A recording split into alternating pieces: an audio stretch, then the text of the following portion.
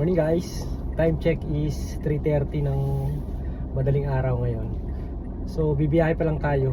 Isa nga pala sa disadvantage din ng maaga bumiyahe, kasi medyo matumal din ang booking.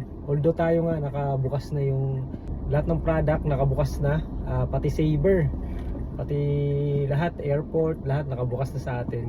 Kaso yun nga ang disadvantage, wala masyadong pumapasok na booking. So ang magiging diskarte natin pagka ganyan, pupunta tayo dun sa may mga bar. So dun lang naman kasi kalimitan, o kaya airport, yun lang naman kalimitan na maraming nagbubuk, o kaya casino.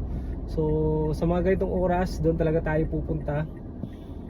Kasi nga kung mag-aantay tayo sa mga residential, bibihira mga pumapasok ng ganitong, ang mga nagbubuk ng ganitong oras. Maliban lang kung papuntang airport, yung mga pupunta nga ng office mamaya pa eh. So ganun talaga pag madaling araw, tiyaga-tiyaga. So buksan mo lang yung Saver mo, malay mo makachamba tayo, tuloy-tuloy yun hanggang mamaya.